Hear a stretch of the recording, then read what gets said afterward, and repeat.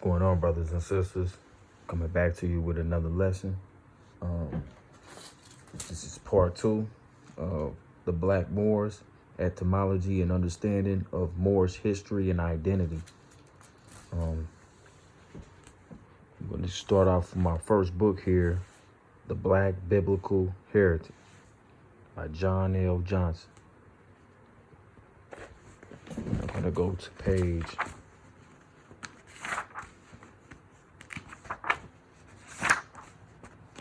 239.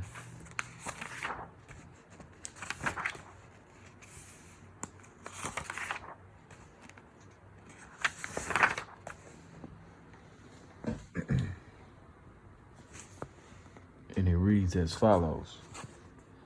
The Negro Moors conquered Europe in 711 AD and were the chief power there for the next 600 years. Writings and pictures describe them as coal black with Negro hair. The Moorish contribution in science and art uplifted Europe from the Dark Ages, and before the departure from Europe, the blood of the Negroes was spread immensely throughout the continent.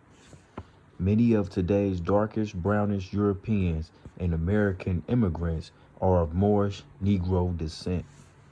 Groups of scholars have felicitously identified the woolly hair, black skin, and everted lip Moorish Negro as African Caucasians in order to disrupt any notion of former Negro dominance in Europe. And that's the exact reason why they do it. This is why they do not teach us history prior to 1619. They tell you that the slave trade started in 1619, but in reality, it started much earlier than that, with the fall of the Moors in 1492, and even before that. You know, wasn't like a one-day thing. It was a series of events that took place, several inquisitions and things of that nature, that took place to take us out of power in Western Europe, which was named the Iberian Peninsula by our forefathers. Now I'm going to go to our next book here, From Babylon to Timbuktu, A History of Ancient Black Races, including the Black Hebrews, Rudolph R. Windsor, one of my favorite authors. We're going to go to page 109. Bear with me. Trying to get more professional with these videos, but the information is still fire. So I'm getting ready to read a passage here, and as you know, General Tariq was the not the command, but was the head chief of the army of the Moors, and he was a fierce warrior. And here is an account of him and his men as they crossed over into Christian Spain.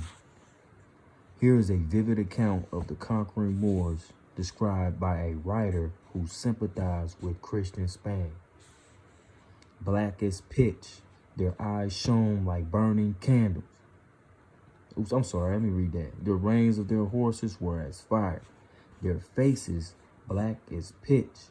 Their eyes shone like burning candles. Their horses were swift as leopards, and the riders fiercer than a wolf in the sheepfold at night. The noble Goths were broken in an hour, quicker than the tongue can tell, O luckless Spain. So it says, the reins of their horses were as fire, their faces black as pitch. So that's what General Tariq and his men, his army, looked like as they crossed over into Spain. Now my next book here is The Lost Tribes and Promised Lands, The Origins of American Racism. And this is a great book to have. I recommend this book for everybody to get. It goes into a lot of history of the development of the social constructs that helped shape and develop the world as we know it today. Many of them start and have their origin and a beginning in Spain and Portugal and the Iberian Peninsula. I'm going to go in here and let's get to look at my notes. I took a lot of notes on this book. It was a lot of good information. Let's go to page 58.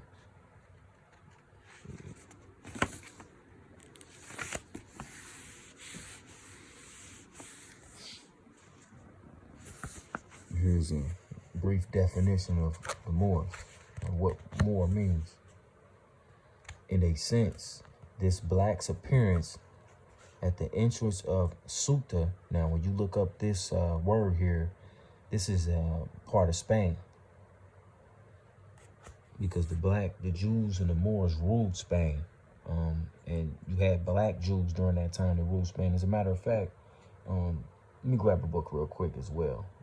Or just something just crossed my mind. Give me a second.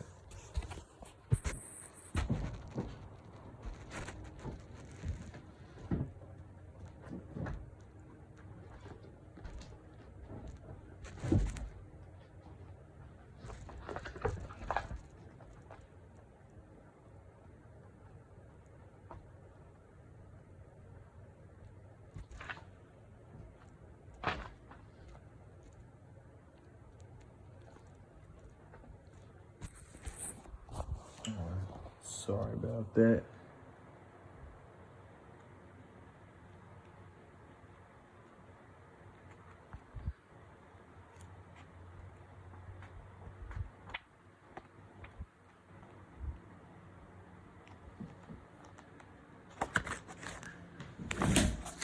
Okay. All right. Sorry about that.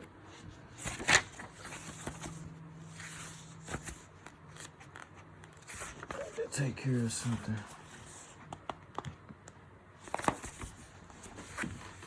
Okay. In a sense, this black's appearance at the entrance of Ceuta was like a revelation of the more southern aspect that had always been present in the identity of the Moor, the very name by which Spanish Christians had always designated the Muslim of the peninsula.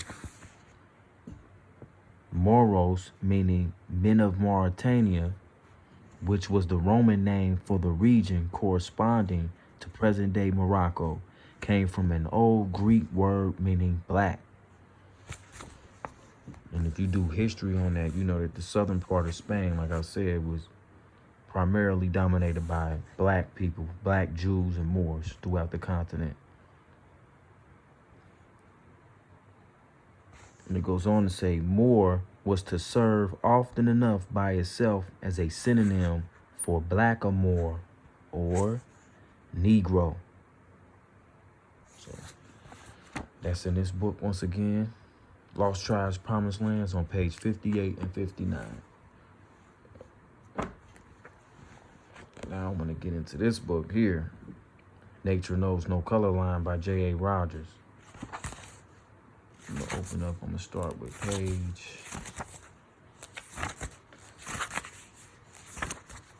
53.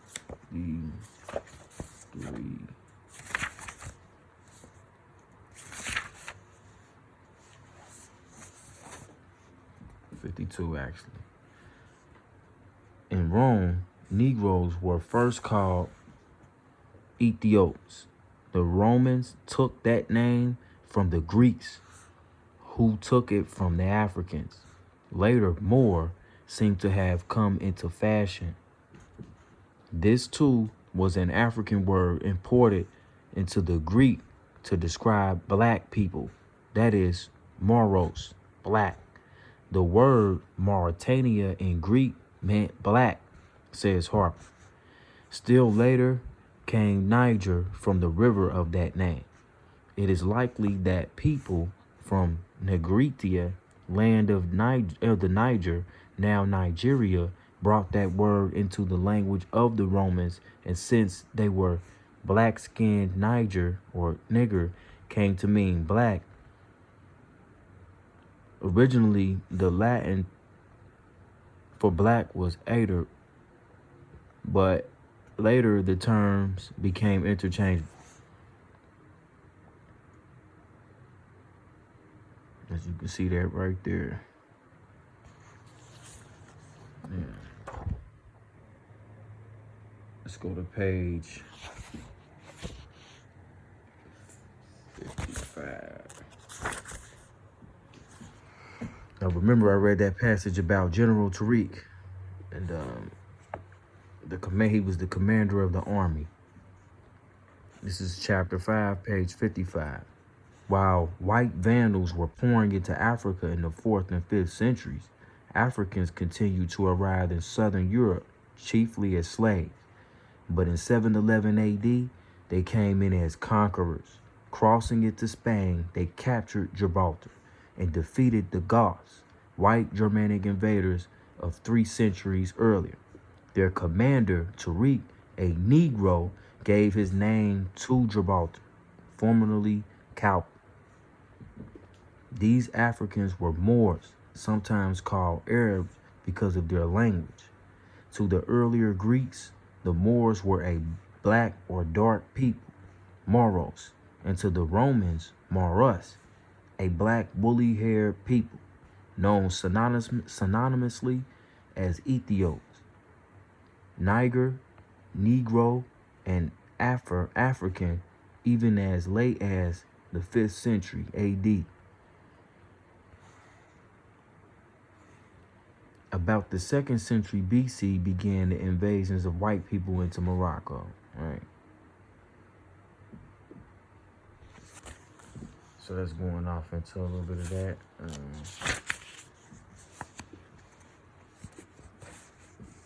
Let's see. Again, in the Romance of Moraine, one of the King Arthur legends, Sir Moraine, that is Moor, is described as all black. His head, his body, and his hands were all black, saving only his teeth. Moors are black as burnt brands, but in all that men would praise in a night he was. So it's telling you right there that the Moors are black.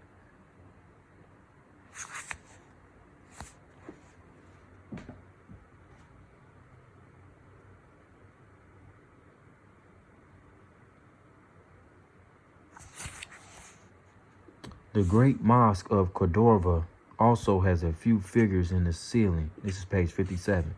Of course, there were white Moors, especially after Moors had been living in Europe for centuries and had been whitened by unrestricted mating with Europeans. However, this is certain to the Christians of the 8th century and much later, because that's 711 AD when they crossed over. Read this. The Moors were a jet black people, so much so that until Shakespeare's time, Moor was used to signify an unmixed Negro.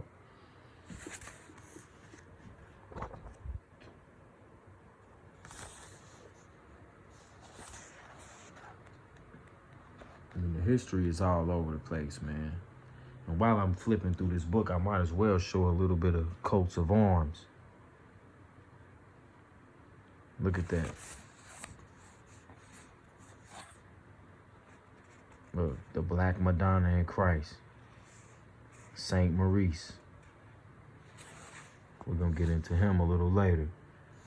Coats of arms. Look at that. Aragon, Spain.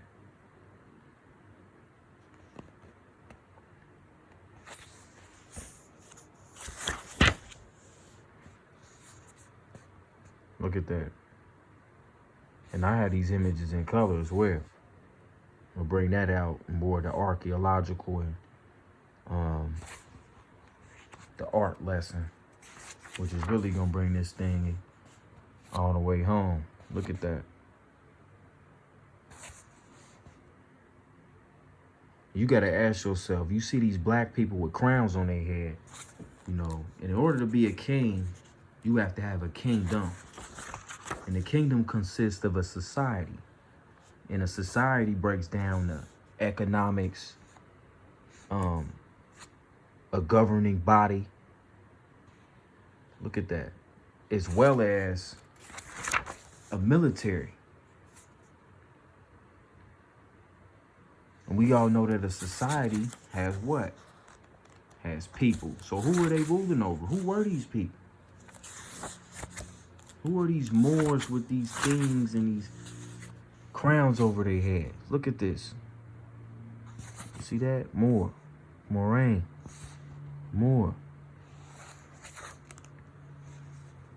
French, Dutch, Belgian families with names of Negro. Look at that. We ruled during the so-called Dark Ages. French, Italian, Spanish, Polish families. We ruled during the Dark Ages.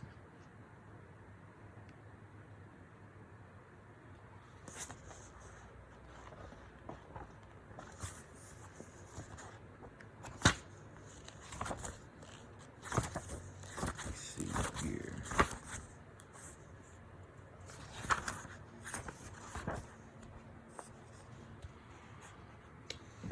This is page 72.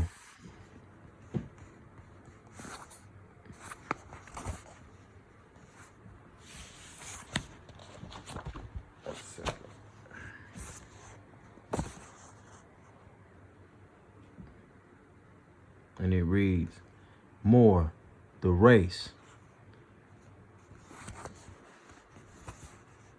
as it occurs in European heraldry, always means Negro.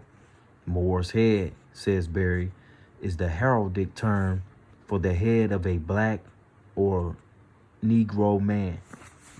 I lost my page. Hold on 1 second.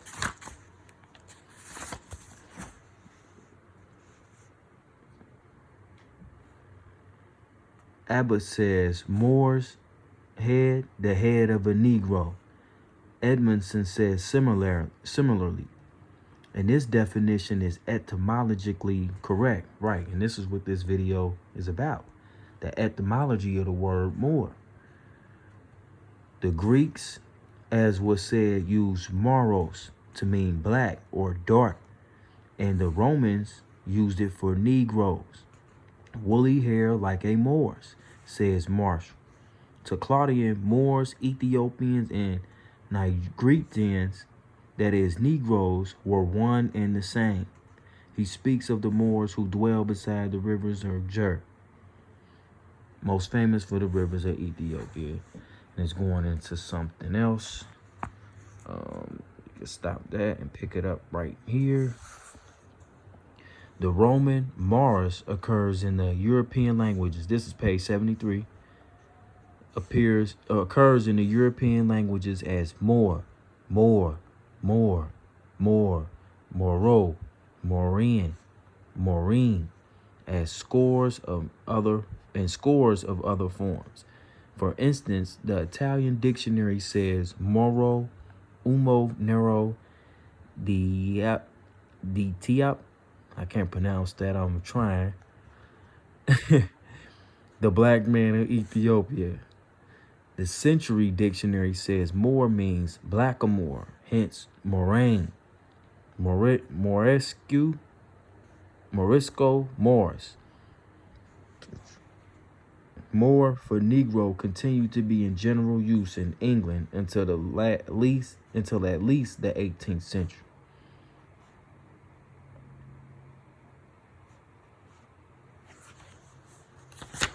I want to show another picture.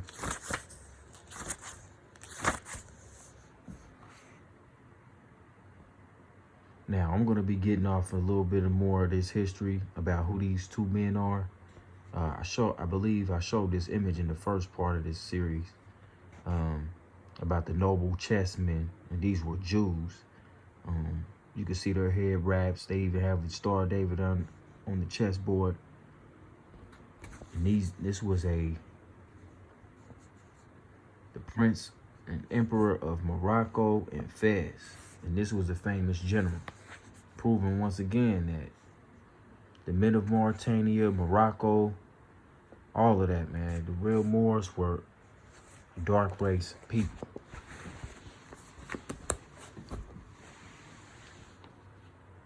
And that concludes today's lesson. Hopefully we're edified by this information, and I look forward to seeing you all on the next one. I'm out.